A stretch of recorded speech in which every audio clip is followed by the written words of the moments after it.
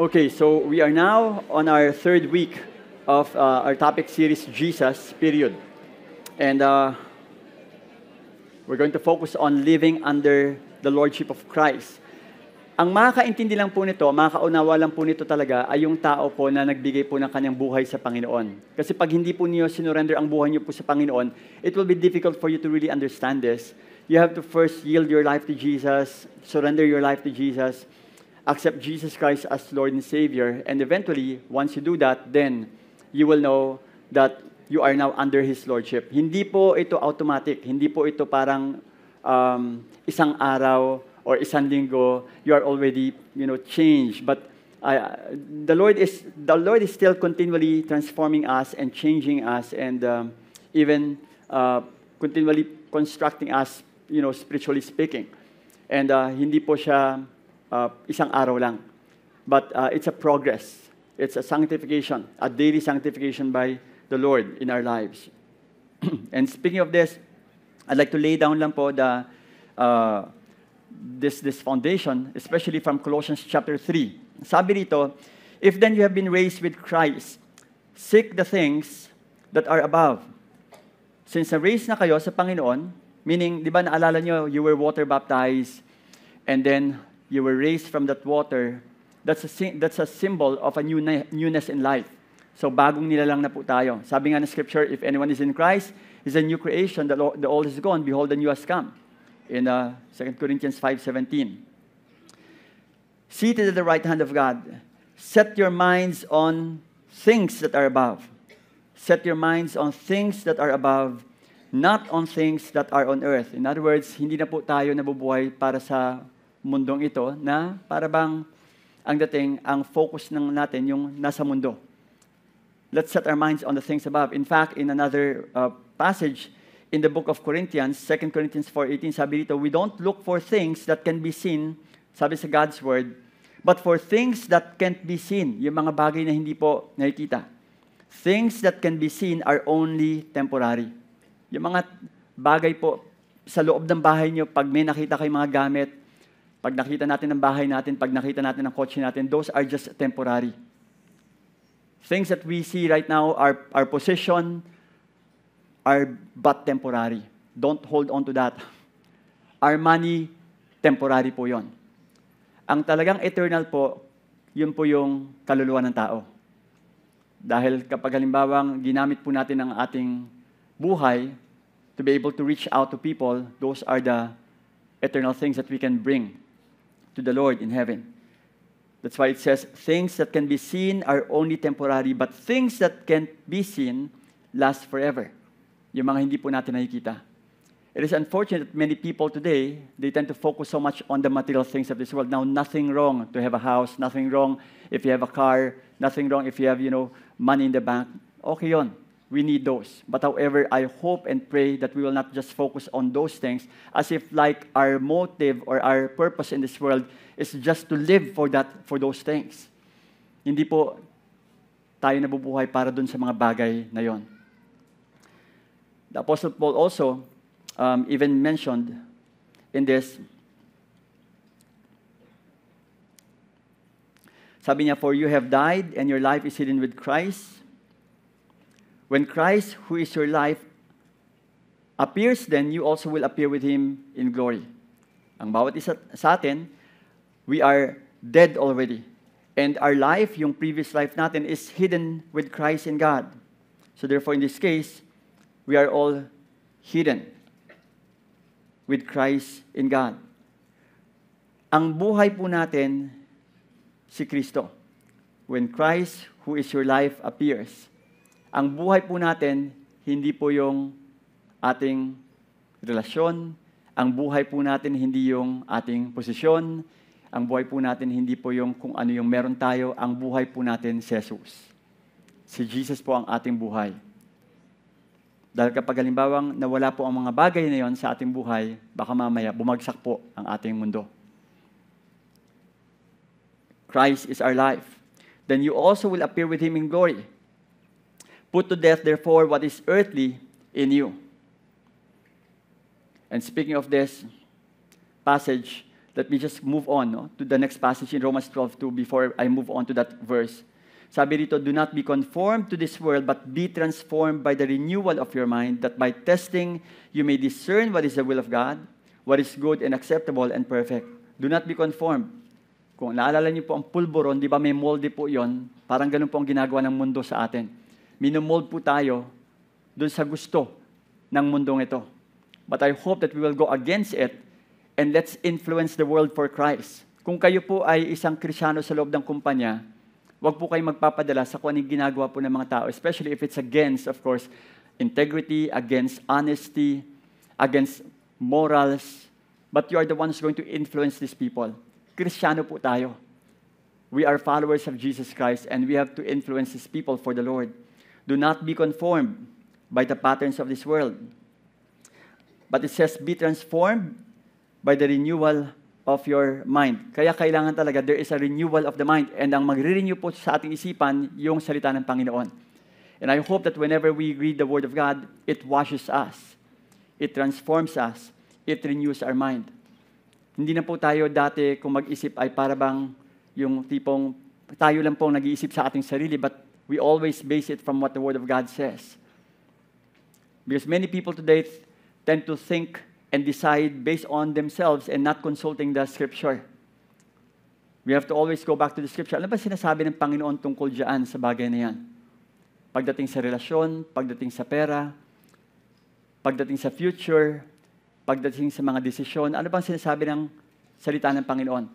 This is the renewal of the mind.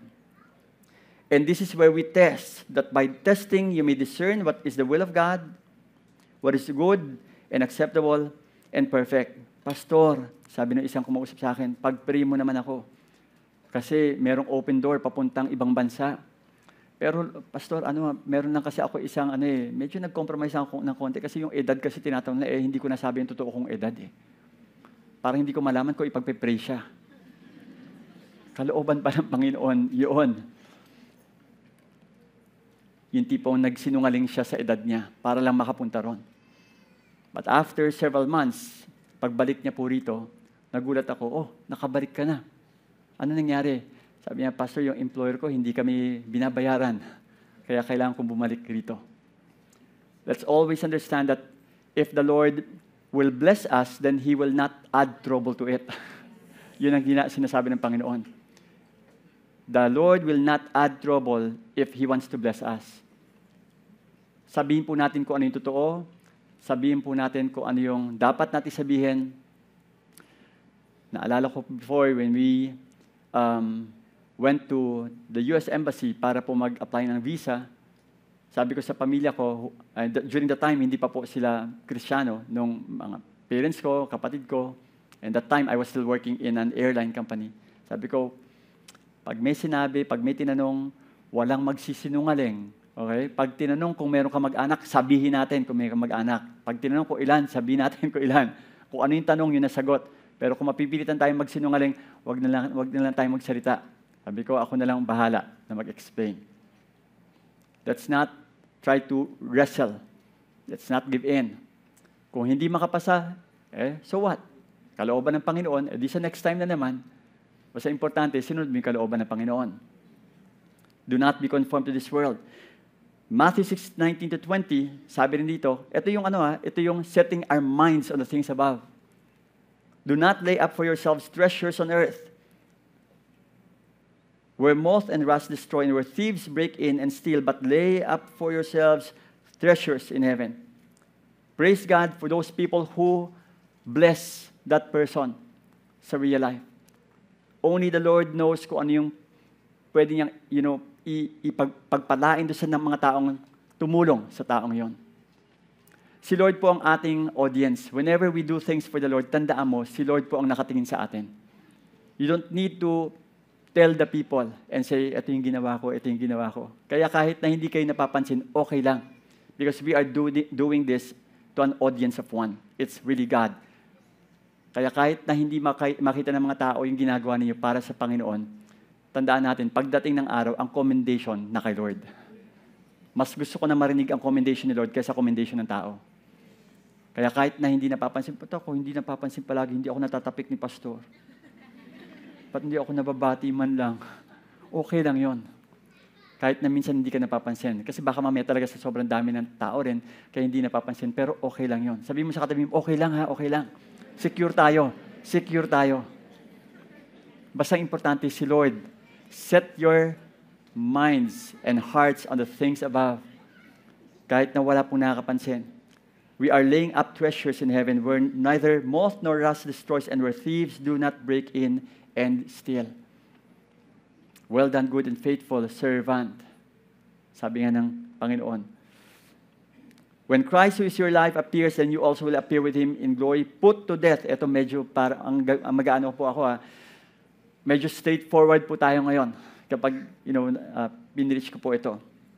Put to death, therefore, what is earthly in you, sexual immorality, impurity, passion, evil, desire, and covetousness, which is idolatry. Pinag-usapan po natin ito.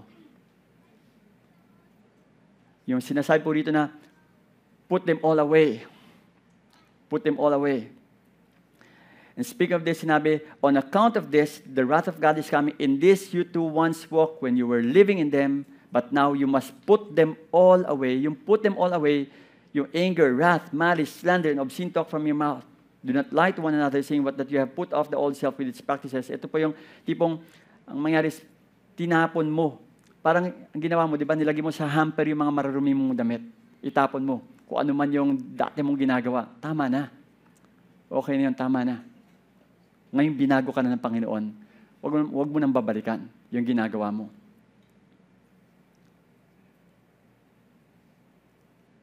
And speaking also of the sexual immorality, there is adultery, bestiality, homosexuality, incest, lesbianism, rape, voyeurism, youthful lust, and so on and so forth. Na napakarami. And pornography. Let's go against this. Ang pornography po is that it can even go inside our own home in front of the computer. I-open lang po ang laptop natin, you can actually click, one click away lang po yan. Let's beware of this because pornography can really eat us up. And at the same time, think also of the women that are being captivated by these human traffickers. You are contributing to the decay of the society whenever we watch this kind of things. That's why we don't want to take this for granted. We want to really go against this. Kung meron po tayong problema sa pornography, then seek help. Seek help from people who can help you, spiritual people, and say, I need help, I need prayer. If you need to go through a spiritual rehabilitation, then go ahead. Because this is really something that we need to go against. Ito po yung hindi nakikita. Minsan, ang bilis po natin magtuturo sa kasalanan ng ibang tao, pero yung pala, may mga nangyayari po sa atin. Pare-pareho po itong kasalanan. Laziness, katamaran. Kapag tamad po tayo. Kapag halimbawang hindi po tayo nagbabayad ng utang at yung ibang tao nagsasuffer dahil hindi po natin binibigay, yung dapat na ibigay sa kanila. Those are also things that we need to arrest as well. Pinagpala po tayo ng Panginoon, alam kong ang Diyos po natin ay nagpapala at nagbe-bless. That's why I do believe that when you want to be blessed, then settle your accounts first, and you will see how the Lord will bless you.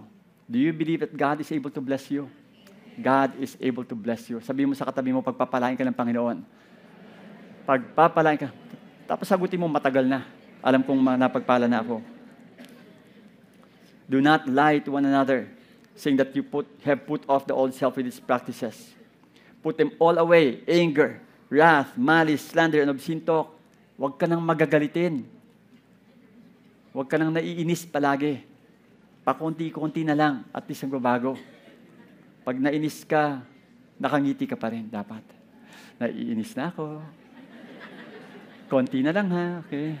Okay na ako ha. Pag nainis na ako, so ganito na lang ha. Tigil ka na. So you have to put them all away.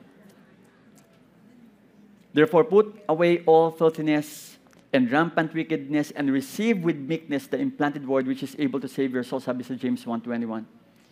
All filthiness. Sabi ng James 11:21 in God's 1:21 in God's word. So get rid of all immoral behavior and all the wicked things you do. Humbly accept the word that God has placed in you. This word can save you. Get rid of all immoral behavior and all the wicked things you do. This is an imperative word coming from the writer, who is James. Sinasabi niya, put away, itapon na natin yung filthiness na yon, itapon na natin yung mga rampant wickedness, and receive with meekness the implanted word. Kaya nga sabi ni David, if he hide the word in his heart, then he will not sin against the Lord. Punuin natin ng salita ng Panginoon yung ating puso para hindi po tayo magkasala sa Panginoon. Verse 10, and have put on the new self which is being renewed in knowledge after the image of its creator. Here there is not Greek and Jew, circumcised and uncircumcised, barbarian, Scythian, slave, free, but Christ is all and in all. Put on then. Inulit niya uli. Put on then, as God's chosen ones, holy and beloved, compassionate hearts, kindness, humility, meekness, and patience, bearing with one another, and if one has a complaint against another, forgiving each other, as the Lord has forgiven you, so you also must forgive. Dapat nagpapatawad po tayo. And above all this, put on love, which binds everything together in perfect harmony. And let the peace of Christ rule in your hearts, to which indeed you were called in one body, and be thankful. Let the word of Christ, again, sabi niya rito, let the word of Christ dwell in you richly. Yung salita talaga ng Panginoon kailangan talaga na sa ating puso. Teaching and admonishing one another in all wisdom, singing psalms and hymns and spiritual songs with thankfulness in your hearts to God.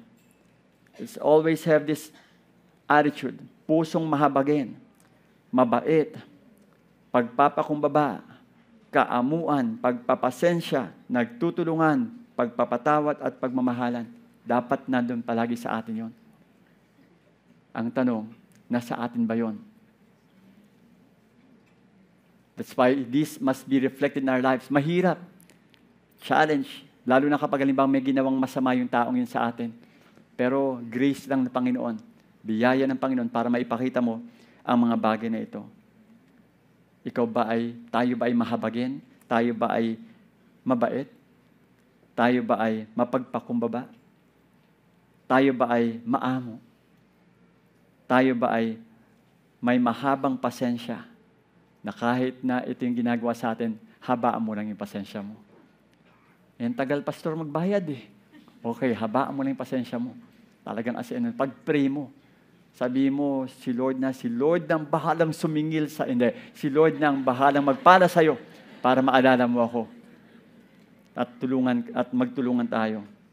God has a way of doing this.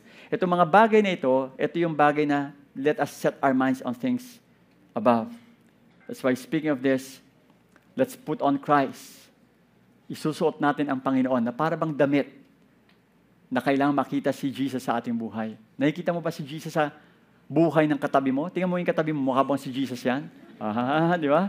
Mukha ba? Lord, hari na ba, Lord? Put on Christ. Put on Christ. Put on Christ every day. Let's always put on Christ. Romans 13:14 sabi dito, but put on the Lord Jesus and make no provision for the flesh to gratify its desires. Instead, live like the Lord Jesus Christ and forget about satisfying the desires of your sinful nature. Sabi ni Romans 13:14. Now that we have put on Christ, now that we have understand how to set our hearts and our minds on things above, let us all stand up right now and let's open our Bible to the book of Colossians, chapter 3:17-25. Ngayon pa lang po tayo nagsisimula. Kala nyo, patapos na tayo, ha? Sabi ng iba, salamat, patapos na tayo. Okay, hindi pa, nagsisimula pa lang po tayo. Okay? Colossians chapter 3:17-25 says, and whatever you do in word or deed, do everything in the name of the Lord Jesus, giving thanks to God the Father through Him. Wives. Sino ba yung mga wives dito? Kaway-kaway ang mga wives. Wives, submit to your husbands as it is fitting in the Lord. Sabi ng mga husbands, amen. Okay? Husbands, kaway-kaway. Kaway-kaway mga husbands, where are you? Husbands, love your wives and do not be harsh with them. Okay? Mga wife, amen. Children, obey your parents. Sino rito yung mga children? Okay? Children, you have to obey your parents in everything, for this pleases the Lord. Fathers, do not provoke your children, lest they become discouraged.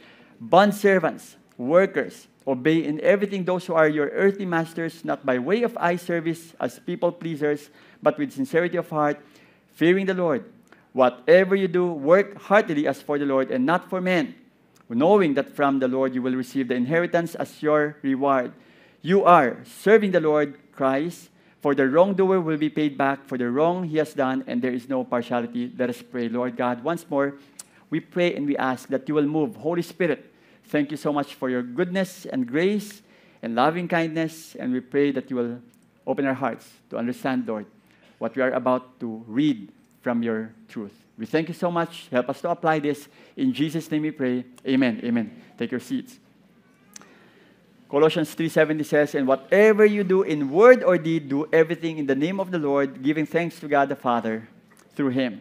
Whatever you do. Whatever you do. Pastor, nagmamadyong ako. Whatever you do ba yun? Whatever you do. Tumataya ako sa loto. Whatever you do. Now, you have to draw the line between greed, okay? Whatever you do in word or deed, yung words po na lumalabas sa ating bibig, yung galaw po natin, lahat ng ginagawa natin, kailangan magbigay ng papuri sa Panginoon.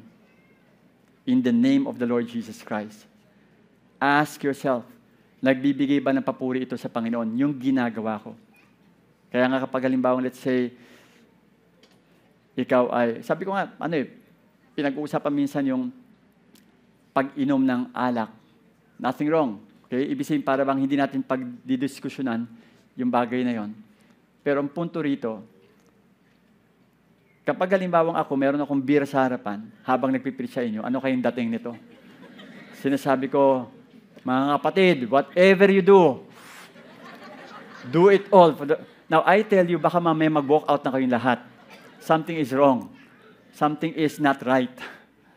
Kaya nga, isipin natin palagi, okay ba itong ginagawa natin?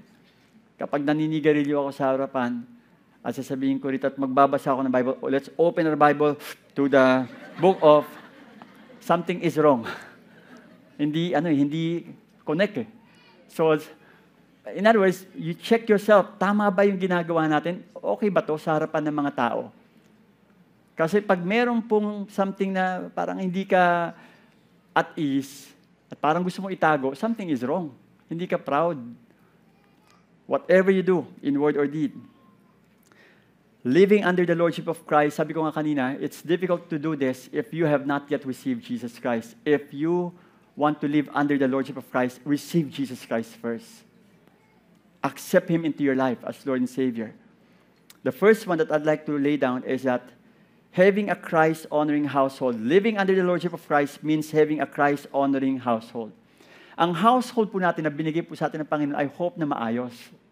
Hindi po parang ganito na sobrang messy po yung ating bahay. Hindi ko sinasabing, again, don't take that literally.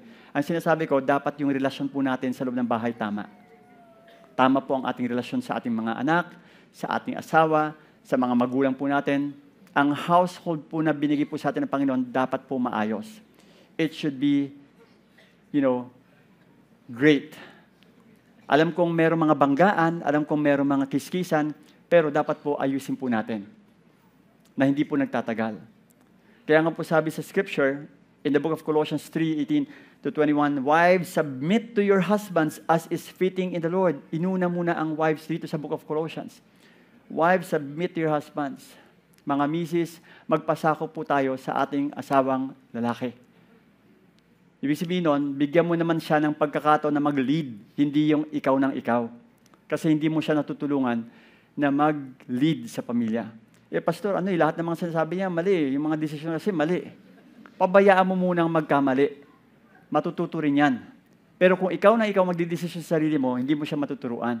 Tanda mo, siya ang leader. Hindi po dalawa ang leader sa loob ng pamilya. Isa po ang leader.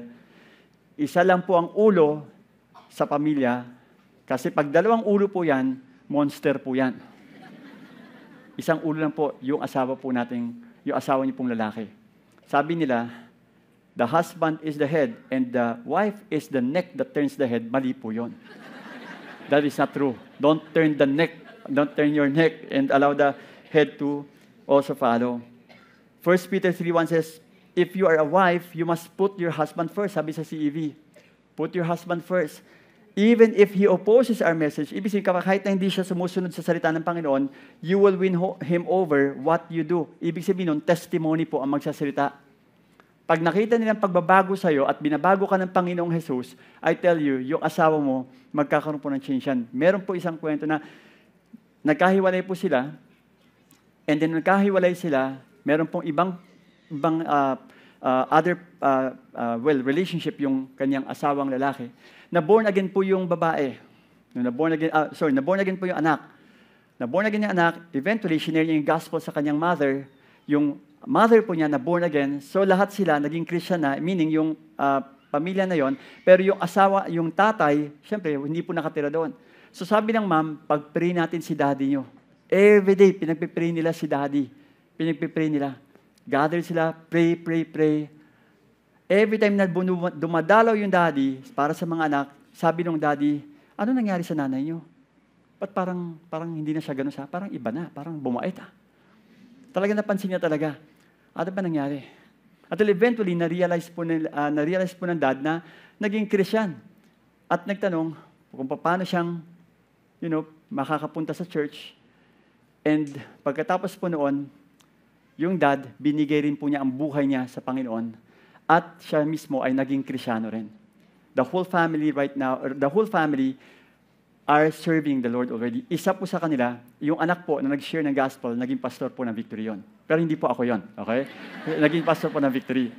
Praise God, because they have been, I would say, a firm believer, and that happened several years ago. Kaya nga pag nakita po ng mister niyo ang pagbabago niyo, kapag hindi po siya Kristiyano, I believe that the Lord is going to move in His very life. At lalo na kung Kristiyano yung mister niyo, kakausapin ni Lord yan, huwag kang mag-alala. God has a way of talking to your husband. Wife, you must put your husband first. Ibig sabihin nun, huwag mo siyang ine-neglect. You have to meet also his needs as well. Huwag yung puro kayo trabaho sa bata at trabaho sa, puro kayo nag-aalaga ng bata at nagtatrabaho palagi sa place of work ninyo. But you also have to be mindful of his needs as well. Again, I would rather go back and stick with what the Scripture says because the Word of God is so powerful. Even though if it takes years, yes. Even though if it takes years.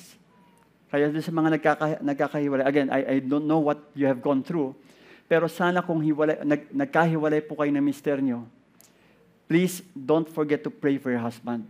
Why? Kasi asawa ka pa rin ng mister mo. Ipag-pray mo pa rin siya because there's power in prayer. There's a tendency for the wife sometimes or many times to forget her husband already. Na para bang she can live her life on her own. Bahala ka sa buhay mo. Ako, papalaking ko yung mga anak ko. I know, you can do that. But however, in the eyes of the Lord, you are still married. You still have a role for your husband.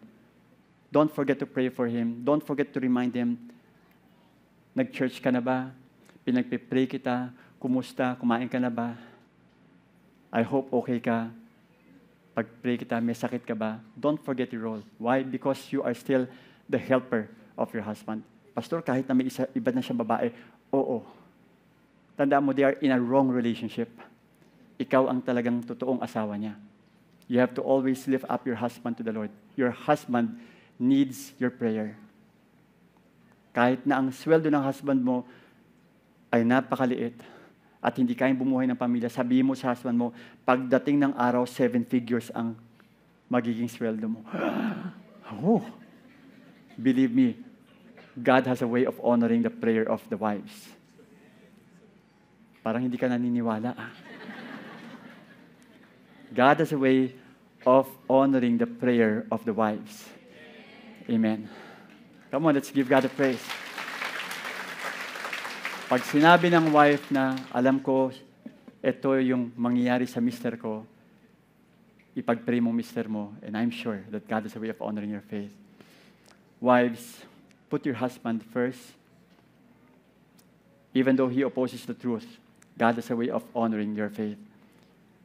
Colossians 3:19, sabi dito, husbands, love your wives. Tuwan-tuwa lang mga misis nito. Husbands, love your wives and don't be harsh with them. Don't be harsh with them. Yung salitang harsh po rito, ibig sabihin to, sabi niya, mga asawang lalaki, mahalin ninyo ang inyong mga asawang babae, huwag kayong mairita sa kanila. Yun ang ibig sabihin nun. Yan ang sinasabi niyan. Yan na talaga sinasabi ng verse niyan. Huwag kayong mairita sa kanila. Kasi minsan kasi nangyayari, naiirita yung mga lalaki sa kanilang asawa. Ano ba yan? Di ba sinabi ko na nga ganito? Di ba doon tayo pupunta? Ba't dito na naman? Di ba sabi ko kumaliwa, ba't kumanan? Huwag kang maiirita. Nung tinignan ko po yung salitang harsh sa Griego, irritate. Sabi ko, ay grabe talaga. Irita pala to. Kaya kailangan mga mister, wag po tayong maiirita sa mga misis natin. As in talagang, kailangan dito ay matinding understanding. Kaya nga sabi dito sa Bible, 1 Peter 3:7, di ba? Tawan-tuwa mga misis ha. So, baka may mag-walk out na mister rito ha. Likewise, husbands, live with your wives in an understanding way, showing honor to the woman as the weaker vessel, since they are heirs with you of the grace of life, so that your prayers may not be hindered. Understanding. Mga mister, understand. You have to learn to understand. We have to learn to understand our wife. Sa ibang version, be considerate with your wife. Nung chinek ko po ito,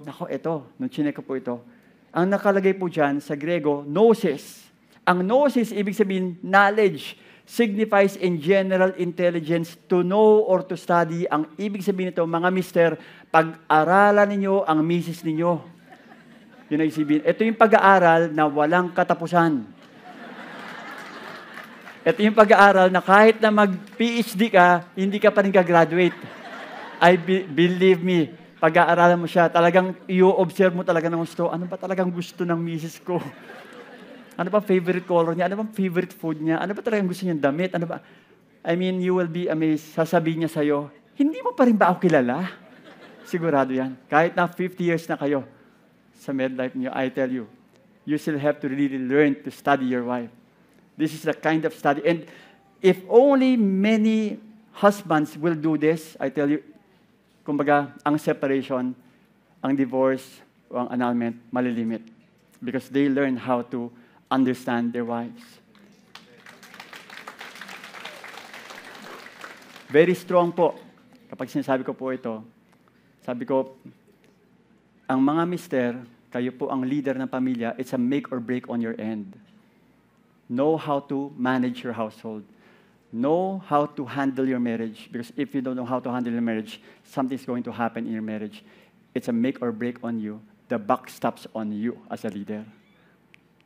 Huwag mong sisisihin si Mrs. Kasi siya eh. Tandaan mo, ikaw yung lalaki. Si Eva, kinausap niya yung sawa kasi si Adan, busy sa mga animal. Puro name ng names. Ang daming animal. Naku, busy. Ito elephant, ito kambing, ito dog, ito. Si Eva, sabi ko, ano ba yung misil ko? Wala nang ginawa. Kundi makapunta nga sa At nakita yung may sumutsot. Tika rito. Ako na lang kakausap sa'yo. Ayun, kinausap na ngayon. May pumansin. Kaya nga, mga mister, pansinin po natin ang mga misis palagi natin. Kapag uwi po sa bahay, kausapin naman natin. Sabi nga nila, kapag halimbawang ang mga babae raw, ay mga lalaki po, may 6,000 words sa isang araw. Ang mga babae, may 55,000 words sa isang araw. Kaya kailangan talaga kausapin talaga natin ang gusto. Dr. Ray Pritchard, baka mamaya maging marriage po ito. The King James Version calls the husband to live with his wife according to knowledge. That's a good way to put it. Know your wife. Study her. Get to know what makes her tick. Figure out how her mind works and learn what her gifts are, her desires, her talents, her hopes and dreams. A Christian husband who really knows his wife, sees her talents and abilities, opens the door and says, "Sweetheart, go for it. Go for it, sweetheart. You can do it." Kaya mo ba sinabihan ng misis mo na, "Go for it, you can do it"? Kaya mo ba talaga nilabas ang misis mo?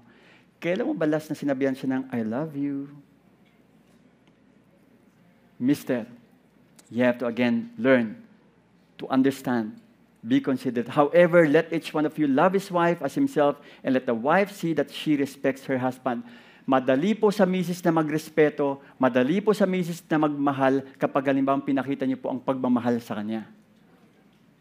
Pag mahal niyo po si misis, sobrang tindi po niyan. Sigurado yan. Hindi mo kayang dalhin yan parang, hindi niya ako nirespeto eh. Mahalin mo muna. Paano bang pinapakita ang pagmamahal sa kanya?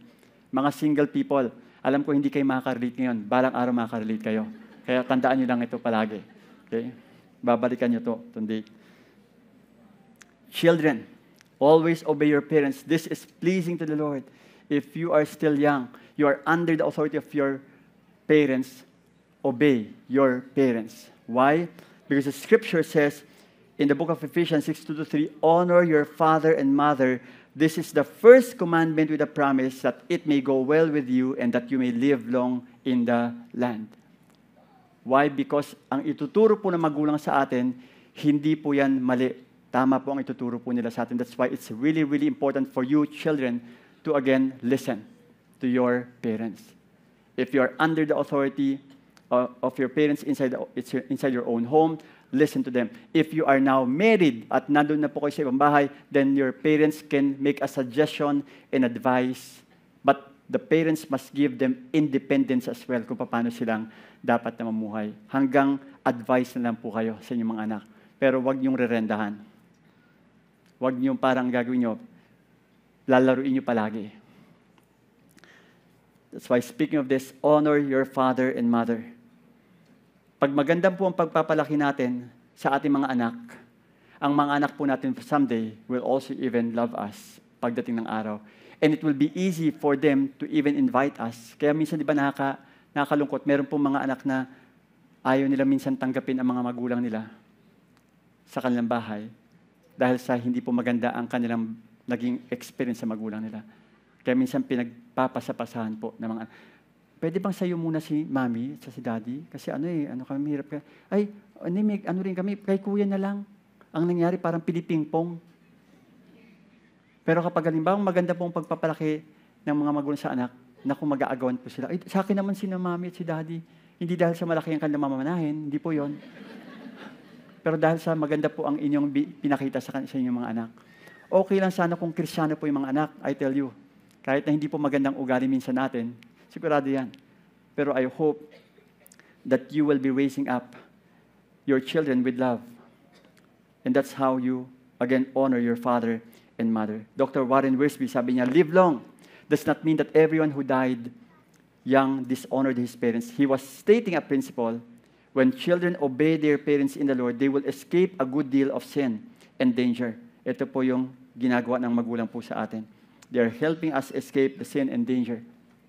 And thus avoid the things that could threaten or shorten their lives. But life is not measured only by quantity of time. It is also measured by quality of experience. God enriches the life of the obedient child no matter how long he may live on earth. Sin always robs us. Obedience always enriches us. That's why when you obey your parents, especially if you're under the roof of your parents, then ang ginagawa po ng mga magulang ay nagbibigay po ng tamang advice sa mga anak. Kaya mga anak, they will live long in the land. Children. Fathers, don't make your children resentful or they will become discouraged. Speaking to the parents, father and mother. Ibig sabihin nito, fathers, including moms, if you're a solo parent, do not provoke your children so they will not become disheartened. Ibig sabihin nito, do not lose confidence. Para hindi sila mawala ng confidence sa kanilang sarili. Huwag niyo silang itutulak sa pader to the point na magagalit po sila sa atin bilang magulang. Kasi minsan, sobra-sobra pa yung pagdidisiplina natin sa anak natin to the point yung anak natin may tendency mag-rebelde na sa atin. Dahil sobra-sobra yung ginagawa natin. Bigyan naman natin ng konting leeway. Pagpasensyahan po natin. Habaan naman natin ng konting pasensya. At kapag nagdisiplina tayo, huwag naman sobra. Give them also a chance to recover as well. Because once you provoke them, then they will rebel. That's why many children right now are rebelling against their parents because hindi po marunong magdisiplina ang mga magulang, to the point that they become too much legalistic with their children. Lead them with love. Raise them up in love. Yakapin niyo po sila. Hug them. Kiss them. Tell them that, pag ang anak niyo po ay lalaki, sabihin niyo, ang gwapo mo naman. Grabe, ang ganda ng bagay na bagay siyang binili kong damit Galing. Gwapo mo Pagka babae naman, ganda mo. Talaga, kasi dahil ang ginagawa, you are assuring them, reassuring them. And once you do that, they will now, of course, be confident. Baka mamaya ibang tao magsabi sa kanila niyan, kaya madali pong magkaroon ng relasyon sa iba. Kasi bakit? Kulang yung mga assert ng mga magulang sa kanila. Kulang yung mga sinasabing words ng mga magulang sa kanila. Kaya nakukuha nila sa labas. We have to always, guard our children from the attacks of the enemy. Fathers, including mothers, don't make your children resentful. Kailan mo ba dinate ang anak mo? When was the last time that you dated your child, your son, your daughter, at nag-usap kayo? I hope and pray na sana ang anak natin ay maging open sa atin to the point na ang unang makakaalam ng crush niya, ikaw bilang magulang. Let's check. Sino yung unang nakaalam po ng crush natin noon? Kaibigan. Bakit? Kasi si mami at si daddy, hindi sila makaka-relate Pero kung close po tayo sa anak natin, mag-o-open po ang anak natin. That's why ang key po rito, bigyan po natin ng oras ang ating mga anak. Living in a household under the Lordship of Christ. Living under the Lordship of Christ means having a Christ-honoring work. A Christ-honoring work. Colossians 3:22, bondservants, obey in everything those who are your earthly masters, not by way of eye service. Hindi nagpapakitang tao lang tayo as people pleasers, but with sincerity of heart, fearing the Lord. Pag nagtatrabaho po tayo, hindi tayo nagtatrabaho dahil sa nagpapakitang gilas lang po tayo sa boss natin para i-promote po tayo. Pag maayos po ang household po natin, lalabas po tayo ng bahay, na tama rin po ang ating attitude. Sabi rito, sa Colossians 3:22, sa God's Word, slaves, always obey your earthly masters o yung boss mo. Don't obey them only while you're being watched, as if you merely wanted to please people. Be sincere in your motives out of respect for your real master. And when you do this, I tell you, there's joy in what you're doing. I hope that you are excited for tomorrow kasi Monday na naman, magtatrabaho ka na naman. Parang, Pastor, kung alam mo lang, dread na dread ko talaga Monday. I hope that you will really go out and just treat that place where you are working as a small nation. Tingnan niyo po as a small nation. Tingnan niyo na merong purpose po si Lord kung bakit kayo nandun sa place of work. Tingnan niyo po, see to it that when you put up your business, there's a reason why you put up your business, because you want to use your business to advance God's kingdom. And to even, at the same time, connect with your people and minister to your people under you. There is a reason why. Obey in everything those who are your earthly master. Because who knows, one day, these people will also come to the saving knowledge of Christ. Huwag tayong magpapakitang tao. Dr. Haddon Robinson said, sabi niya, someone captured the heart of this truth when he observed, if a man is called to be a street sweeper, nagwawali sa kalye, he should sweep streets even as Michelangelo painted, or Beethoven composed music, or Shakespeare wrote poetry. Para bang pagka naglinis ka ng kalye, parang akala mo talaga, parang gusto mong i-perfect yung paglilinis ng kalye. Talagang ano. Ganun po yung paggalimba nagtatrabaho po tayo. Talagang nandun yung puso natin. He should sweep streets so well that the host of heaven will pause to say, here live a great street sweeper who did his job well. Haddon Robinson also said, sabi niya, your work may be tedious. You may have an employer who doesn't appreciate you or pay you what you're worth. You may want to quit, but you are working for Christ. Do your daily work so that your master in heaven can one day say to you, good job, well done. Tandaan po natin, hindi po tayo nagtatrabaho para ipakita sa mga taong ito. Nagtatrabaho po tayo para po sa ating Panginoon. Kay Jesus palagi. In 1 Peter 2:18-19, sabi dito, servants, Be subject to your masters with all respect, not only to the good and gentle, but also dun sa mga ayaw kang i-promote. At dun sa mga galit sa'yo. At dun sa mga talagang inis na inis sa'yo. Maging mabait ka pa rin sa kanila. God bless you, sir. Kahit na ayaw mo kung ayaw mo kong bigyan ng day off, pag nagpe-pray kita, sir. May God bless your family. For this is a gracious thing. When mindful of God, one endures sorrows while suffering unjustly. Ang nakakita po niyan si Lord. Huwag kang mag-alala. Alam mo bakit? Kasi ang promotion nasa Panginoon. Na kay Lord po ang promotion. Sabi po sa Psalm 75:67, for promotion cometh neither from the east nor from the west, sabi ng King James, nor from the south, but God is the judge. He puts down and set up another. And surely, pag nakita po ng Panginoon, the way you work, the way you do your business, God has a way of promoting each one of us. Si Lord ang magtataas po sa atin. Si Lord ang magtataas sa'yo. Sabi mo sa katabi mo, si Lord magtataas sa'yo. Si Lord magtataas sa'yo. Huwag kang mag-alala. Okay? And lastly, having a Christ-honoring life. To wrap this thing up, whatever you do, work heartily as for the Lord and not for men, knowing that from the Lord you will receive the inheritance as your reward. Hindi po yung reward lang rito ang matatanggap natin, but the reward which is in the next life. You are serving the Lord Christ. Tandaan mo, ang pinagsisilbihan mo ay ang Panginoong Jesus. Pag nag-aalaga ka ng mga anak mo, ang pinagsisilbihan mo si Jesus. Pag you are taking care of your marriage, ang pinagsisilbihan mo si Jesus. If you're doing your job, you're doing your business, ang pinagsisilbihan mo si Jesus. Si Jesus palagi.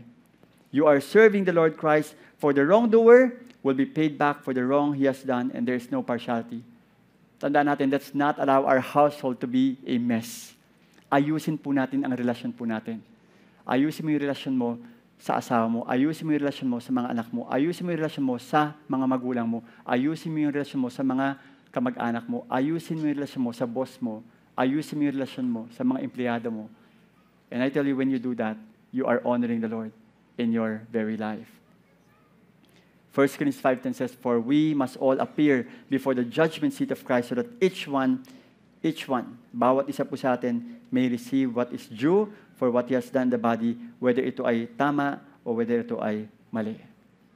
And I hope that we are piling up good things that when the time comes, Jesus Christ will say, well done, good and faithful servant. Galatians 1:10 says, sabi ni Paul, for am I now seeking the approval of man or of God? Or am I trying to please man? If I were still trying to please man, I would not be a servant of Christ. Don't be a man pleaser. Mahalin mo ang asawa mo kasi yan ang tama dahil yan ang gusto ng Panginoon, hindi dahil para ma-outside of the kulambo ka pagdating ng araw. Kaya hindi kasi kailangan ko mahalin misis ko kasi baka mamaya hindi niya ako pagluto eh. Hindi yun. Mahalin mo yung misis mo kasi yun ang tama. Alaga mo mga anak mo, hindi dahil sa inaalaga ko mga anak ko para pagdating ng araw, sila magtatrabaho para sa akin. Hindi yun. Mahalin mo mga anak mo kasi yun ang tama.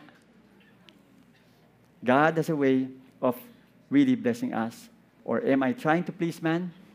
If I were still trying to please man, I would not be a servant of Christ. That's why Dr. Roger Wilmore sabi niya, the outward life expresses the inner life.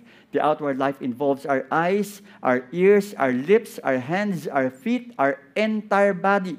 Our public life is expressed by what we see, what we say, what we hear, where we go, and what we do. It is so important that Jesus be Lord over our public life. Kailangan makita ng mga tao ito sa buhay natin. Sabi niya, we need to see the public life in the context of home life, sa loob ng bahay, the workplace, the classroom, and the neighborhood. We need to see it in its relationship with friends, family, work, colleagues, neighbors, and classmates. We need to see it in its attitude toward possessions, obligations, and responsibilities, and the use of time and resources. Doon nakikita po ang pagiging Panginoon ni Jesus. That's the Lordship of Christ. That's why, let me end this.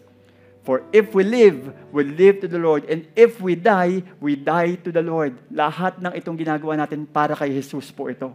Hindi po sa atin. Not to me, O Lord, not to me, but to yours be the glory. For to this end Christ died and lived again, that He might be Lord, both of the dead and of the living. Let us all stand up. Let's go to the Lord in prayer. Lord, Panginoon, una sa lahat, humihingi po kami ng tawad. We fall short of the things, Lord, na sinasabi sa inyong salita. May mga bagay, Panginoon, na hindi po tama sa aming buhay, na kailangan mo naming itama. If you are this person and right now, the Holy Spirit is reminding you to make your life right. I'm not referring to those who have not received the Lord. You can be a 10-year-old, 20, 30, 40, 50-year-old Christian, pero may mga bagay na kailangang i-correct sa buhay mo. Without looking around, just bow down your head. If you are this person, I'd like you to raise up your hand and say, Lord, I ask that you will help me. Help me in this area so that everything will be under your Lordship. Oh Lord, I pray, dalahin ko, Panginoon, that you will help your people. May mga kailangan baguhin po sa amin, sa character namin, sa buhay po namin, the way we handle our marriage, the way we handle our children, the way we handle our work, the way we handle our business. Lord, I ask that you will move, Lord. Thank you so much, Lord, for I know that right now you are moving in the lives of your people. Let's just sing this song right now to the Lord. Amen. Here we are. Here we are, Lord. Would you mold us? Come on, why don't we sing this all together? Here I am, Lord, mold me. Here I am, Lord, use me. Here I am, Lord, send me for your glory. Here we are. Here I am, Lord, mold me. Here I am, Lord, use me. Here I am, Lord, send me for your glory. Here I am, Lord, mold me. Here I am, Lord, use me. Here I am, Lord, send me for your glory. Here we are. Here I am, Lord, mold me. Here I am, Lord, use me. Here I am, Lord, send me for your glory. I wanna live for you, be glorified forever. My life will declare that you alone are Lord. Everything of me, use it for your glory, that everyone will see, will hear, will know. I wanna live for you, be glorified forever. My life will declare that you alone are Lord. Everything of me, use it for your glory, that everyone will see, will hear. Let's sing that one more time. I wanna live for you, be glorified. We surrender. Yes, God, that you alone.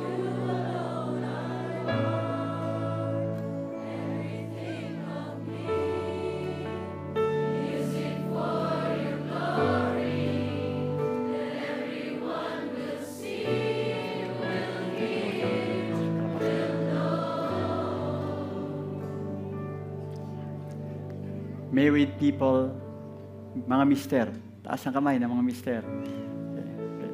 Thank you. Can you hold, if your wife is here, can you hold the hand of your wife right now?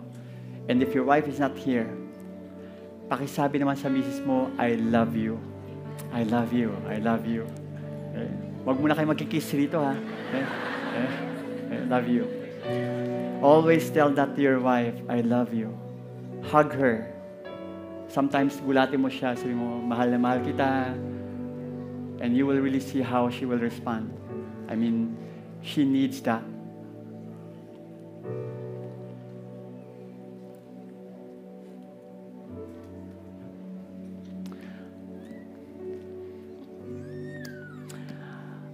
Strengthen your marriage. Because